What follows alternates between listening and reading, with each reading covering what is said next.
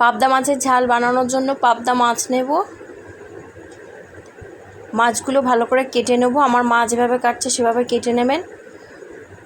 আর আমার ভিডিওটা ভালো লাগলে সাবস্ক্রাইব করে দেবেন। মাছের পেট থেকে সব ময়লাগুলো বের করে ফেলতে হবে।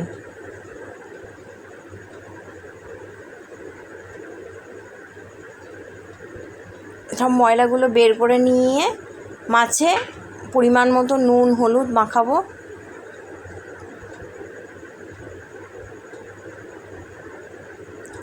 তারপরে পেঁয়াজ আদা রসুন টমেটো পরিমাণ মতো দিয়ে কেটে নেব।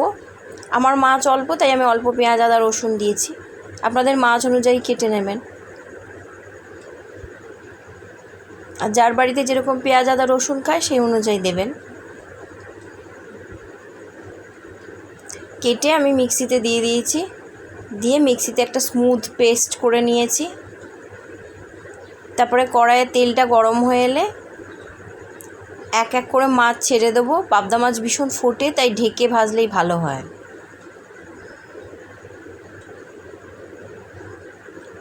তারপরে মাছগুলো ভেজে তুলে নেব। কড়াইয়ে কালো জিরে ফোড়ন দেব। ফোড়নটা ভালো করে ফুটতে দিতে হবে। তারপরে পেঁয়াজ আদা রসুনের যে পেস্টটা করে রেখেছি সেটা দিয়ে দেবো। তারপরে তার মধ্যে জিরের গুঁড়ো ধনের গুঁড়ো নুন মিষ্টি হলুদ পরিমাণ মতন দিয়ে দেবো। দিয়ে ভালো করে আংশাতে হবে। অল্প একটু জল ঢেলে দেবো, নাহলে মশলাটা পুড়ে যাবে। আর কাঁচা লঙ্কা আমি গোটা দিয়েছি, আপনারা শুকনো লঙ্কা কাঁচা লঙ্কা ফাটিয়েও ফোড়নে দিতে পারেন। আমাদের ঝালটা একটু কম খাওয়া হয়, তাই আমি বেশি কাঁচা লঙ্কা দিইনি। তারপরে অল্প গরম জল দেবো, যেহেতু ঝাল হবে তাই আমি বেশি জল দিইনি। আর গরম জল দিলে ঝোলের টেস্টটা ভালো হবে। ঝোলটা একটু ভালো করে ফুটতে দিতে হবে। আগেই মাছ দেবো না, পাবদা মাছ খুব নরম মাছ তো ভেঙে যাবে। ঝোলটা ভালো করে ফুটে এলে পরে আস্তে আস্তে মাছগুলো ছেড়ে দিতে হবে।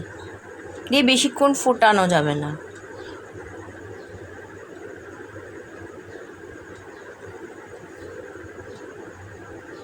লক্ষ্য রাখতে হবে যাতে মাছগুলো ভেঙে না যায়।